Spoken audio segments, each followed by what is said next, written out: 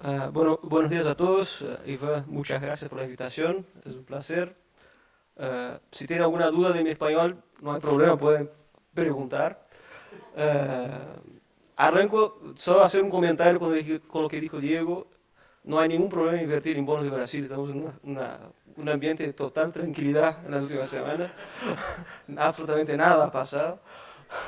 Pero en fin.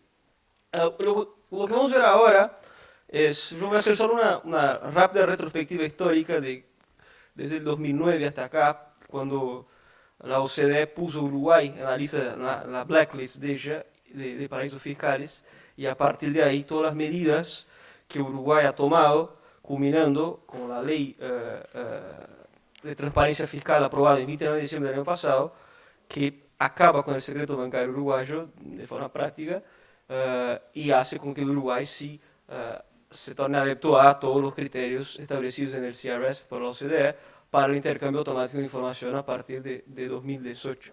¿Ah?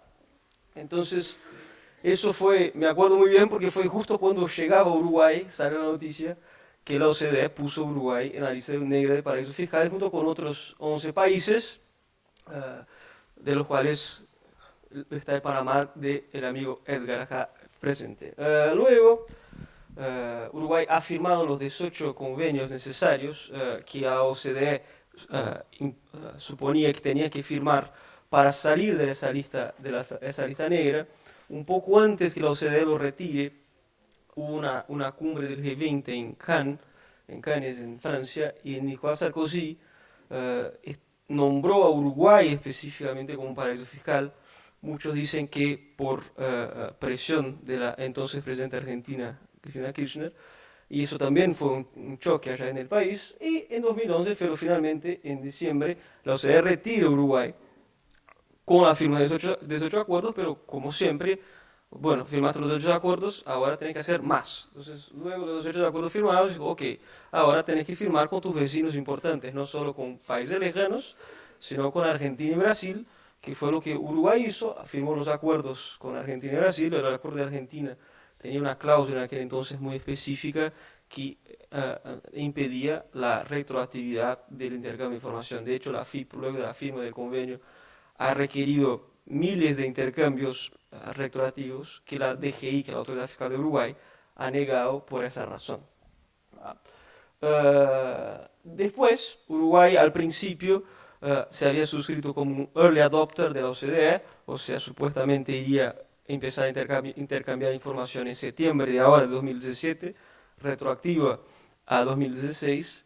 Sin embargo, ha cambiado para 2018 como late adopter y hizo que impulsó la aprobación de la norma 19484, que es la ley de transparencia fiscal. ¿Ah? Uh, lo que establece Uruguay, como nos imagino que casi todos ustedes saben, tenía una ley de secreto bancario bastante firme, donde la autoridad fiscal uruguaya, salvo excepciones muy específicas, no podía acceder a la cuenta bancaria de una sociedad o de un ciudadano uruguayo en el Uruguay. Eso obviamente impedía de Uruguay cumplir con los requisitos de la OCDE para ingresar a la Convención de la Asistencia Multilateral y de Intercambio Automático de Información, una vez que la autoridad fiscal, que se supone que quien tiene que hacer el intercambio de información, no podría acceder a las informaciones bancarias necesarias. Entonces, esa ley, esa ley que fue aprobada en 29 de diciembre del año pasado, al apagar de las luces del año pasado, establece tres puntos básicos. Es una ley un poco más amplia del que la simple flexibilización del sigilo del secreto bancario uruguayo, sino que establece todo lo que es la transparencia fiscal. Existen ahora sujetos obligados en Uruguay a reportar cualquier operación sospechosa de lavado de activos, etc. Y además cambia la norma uruguaya para lo que son entidades consideradas de paraíso fiscal que invierten en Uruguay. Entonces, esos son los tres puntos básicamente que vamos a mirar rápido acá, así nadie se cansa mucho. Básicamente, los criterios de la ley son un poco más duros incluso de lo que establece el CRS. los bancos uruguayos tendrán que reportar a la DGI cualquier cuenta con saldo superior a $50.000 y $1.000.000 a la persona física. Y en 2019 los valores bajan a $20.000. ¿Por qué eso es importante para quien tiene activos en Uruguay? Porque en Uruguay hay un impuesto que hasta hace muy poco era un impuesto que siempre existió, pero nunca nadie pagó. Se llama el impuesto al patrimonio. ¿Por qué? Porque como la DGI nunca tuvo acceso a las cuentas de uruguayos, al uruguayo no le importaba pagar patrimonio a la DGI. Sin embargo, ahora, como la autoridad fiscal tendrá acceso al valor de los activos de cada contribuyente, podrá sí empezar a pagar el patrimonio, que es un impuesto alto de 1,5% del patrimonio total que tengas en Uruguay. Entonces, básicamente es por esta razón que la norma, o sea, baja incluso los estándares establecidos por la OCDE en el CRS. ¿Ah? Obviamente, al intercambio efectivo de información, estarán respetados los términos del Common Reporting Standard, que son $250.000 de las pre-existing accounts para intercambio de información. La norma copia lo que establece la OCDE, o sea, lo que se va a informar al cierre del año civil son los promedios de cuenta, los retiros, si hubo cancelación de cuenta, el informe de la cancelación de la cuenta, cuáles los activos, etcétera. Absolutamente todo se va a informar. También tienen absolutamente los mismos criterios. ¿Dónde están? Acá, perfecto. Tienen absolutamente los mismos criterios en cuanto a beneficiarios, al contrario del FATCA, como va a decir Enrique de un rato. O sea, el CRS mira el beneficiario de la cuenta, entonces lo que los bancos van a informar acá es directamente el beneficial owner, poco importando cuál es la estructura jurídica que controla la cuenta bancaria en Uruguay. Obviamente, todo eso, como va a ser el intercambio 2018, ya para este año calendario, ya está, ya es un hecho. O sea, toda la información que estamos viviendo ahora, ya en septiembre de 2018, ya va a ser intercambiada de manera automática. Otro punto importante que a la norma uruguaya equipara el concepto de institución financiera como la OCDE, o sea, cualquier entidad que tenga más del 20% de su renta de gross income como administración de patrimonio tercero deberá reportar a la DGI y al Banco Central de Uruguay. Entonces, a aquellos que no han adherido a la amnistía, al sinceramiento acá en Argentina, too late, porque ya el tren ya ha pasado y la información ya llegará a la FIP el año que viene. Otro punto muy importante de esa norma, y es donde vamos a llegar después con el tema de los inmuebles en Uruguay, es que esta ley, o sea, da poderes muy amplios a la unidad de información de antilavado, que es un organismo vinculado a la Presidencia de la República, que puede auditar a absolutamente todos los sujetos obligados para saber si hubo operaciones sospechosas de lavado de activos, y también al Banco Central de Uruguay. Entonces, de entre los sujetos obligados están casinos, ok, pero inmobiliarias, escribanos, rematadores de ganado o cosa parecida. Todos esos, si miran alguna información sospechosa o algún cliente que llega con, como Diego puso en todos los slides, una valija, acá en Argentina se ve que es muy común, con plata, en Brasil también, no pasa nada, pero eso se hace lo que se llama ROS, que es un reporte de operación sospechosa, y es obligado a hacer a la unidad de antilavado, al BCU y también a la DGI, que puede eventualmente incluir en un intercambio de información. Todos esos sujetos obligados pueden sufrir auditoría de esos organismos a cualquier tiempo en sus estudios para mostrar toda su base de clientes. Están obviamente sujetos a sigilo, pero es un punto muy importante de esta nueva normativa. O sea, Uruguay me parece que con esa norma va incluso un poco más allá de lo que los estándares internacionales están requiriendo a los países participantes cooperantes, ¿no? Luego, y acá era un punto importante porque yo vi eso en lo que fue el sinceramiento de Brasil y vi también eso en lo que fue el sinceramiento de Argentina.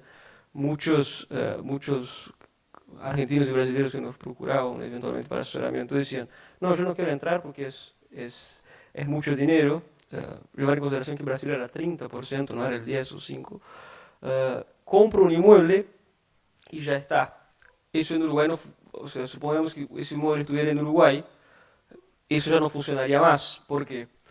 Porque como los escribanos son sujetos obligados de reportar operaciones sospechosas sumando una otra ley, que es la ley de inclusión financiera de Uruguay del año pasado, del 2015, si no me equivoco, establece que a partir de julio de 2017, ese plazo ya fue aplazado algunas veces, pero 1 de julio de 2017 es la deadline. Toda compra-venta de inmuebles solo puede ser realizada a través de transferencia bancaria local o letra de cambio emitida por institución financiera local. Entonces, el no residente que tenga un inmueble en Uruguay y quiera venderlo, tendrá que abrir una cuenta bancaria. Si va a abrir una cuenta bancaria, va a ser reportado automáticamente. Entonces, es algo que ya es una planificación que no existe más. Quizás aún en Estados Unidos, Enrique nos va a contar, que es el mayor paraíso fiscal de todos, pero en fin. Otro punto muy importante, Uruguay, como Diego muy bien ha mencionado, jamás fue un paraíso fiscal y acabo de hacer una lista con 72 paraísos fiscales de jurisdicciones consideradas de baja o nula tributación, BONT. Ese decreto establece nuevos impactos tributarios a aquellas personas que aquellas estructuras que son de los países considerados de paraísos fiscales, como por ejemplo Belice, Bermudas, Irlanda, Panamá, Puerto Rico, Mónaco, BVI, etc. Todos esos países y muchos más son considerados paraíso fiscal. ¿Cómo? Ninguno de Argentina. En Brasil todos están. Todos esos países están en la lista de paraísos fiscales, van a tener un tratamiento distinto a partir de ahora, sea de los uruguayos que tengan activos bajo estas estructuras, o sea de estructuras como estas que tengan activos en Uruguay. Yo voy a dar dos ejemplos muy sencillos después, ¿no? Básicamente, antes de esa ley, si una compañía offshore tuviera un activo en Uruguay, era considerada una estructura, un sujeto no residente y consecuentemente pagaría el IRNR, el impuesto a la renta del no residente, a la alícuota del 12%. Ahora, si esas estructuras están en uno de esos países que son considerados paraísos fiscales, el IRNR va al 25%. Se equipara al IRAE, que es el impuesto a la renta de actividades empresariales, que ya es exactamente el impuesto de las sociedades uruguayas de renta territorial, ¿no? Entonces, para ser un no residente, el que no es residente, ¿quién paga el IRPF? El uruguayo que tenga algún activo en Uruguay. El IRNR, todo el no residente va obligatoriamente a ser considerado no residente y paga el 25%. Después, otro punto, como comenté al principio, el impuesto al patrimonio, que era del 1,5%, a las sociedades de paraíso pasa al 3%. Eso no es menor, ¿por qué? Porque a muchos extranjeros que generalmente compraban inmuebles en Uruguay, hasta el año pasado, utilizaban sociedades de BVI, de Panamá, etc., para atender en función del beneficio del IRNR, del 12%, que era un impuesto menor. Lo que hoy no corre más, no solo eso, sino el impuesto al patrimonio es 2 veces el doble de lo que es tradicionalmente a las demás entidades.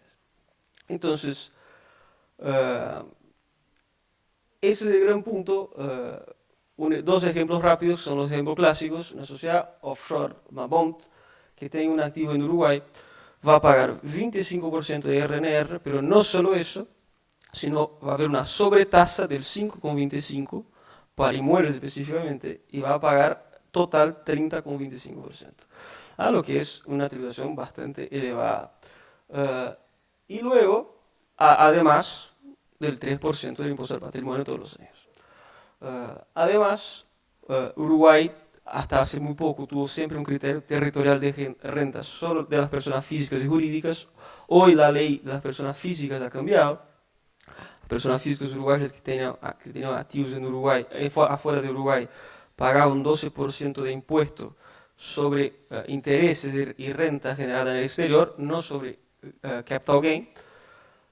En la eventualidad que el residente en Uruguay haga la inversión en el exterior a través de una sociedad bond, él va a pasar a pagar capital gain también. Entonces va a ampliar la base imponible de sus inversiones. Eso es muy importante porque Uruguay en los últimos años ha recibido una migración muy grande de uruguayos, brasileños y de otras jurisdicciones, y muchas veces los nuevos uruguayos, los nuevos residentes en Uruguay, organizaban sus inversiones a través de sociedades en esas jurisdicciones. Eso tiene que cambiar por esa razón. Por fin, la ley, para no decir que es tan mala, ha establecido dos posibilidades para que el contribuyente pueda elegir y no ser tan perjudicado con esas alteraciones, ¿no? Se puede redomiciliar la sociedad del exterior a una sociedad uruguaya, o se puede transferir la propiedad de la persona jurídica del exterior a la persona física. Si se hace hasta el 30 de junio de este año, se exonera el impuesto al patrimonio de la transferencia de los activos, lo que es un impacto importante, o sea, lo que es una ventaja bastante importante porque es un impuesto del 1,8%. Naturalmente, cada caso es un caso. Para saber cuál es el más adecuado, uno tiene que analizar de cuál es la jurisdicción del que no residente está, para saber si es más adecuado estar en la persona física o a través de una sociedad uruguaya, como es el caso acá. Básicamente esos son los mayores cambios de Uruguay. Hoy es un país que ya ha adoptado la transparencia. Hoy, digo sin ningún miedo de equivocarme, es mucho más difícil abrir una cuenta de banco en Uruguay que en Estados Unidos o en España o cualquier otro lugar. Una cuenta común de una sociedad uruguaya, yo he demorado ya más de un mes a veces para abrirla. Entonces, ¿cómo? Sí, claro. Y es un país que hoy está en total convergencia hacia el intercambio automático de información, que va a arrancar ya en septiembre de 2018, pero los efectos ya se sienten desde ya. Bueno, muchas gracias y estoy a las órdenes de ustedes. Muchísimas gracias.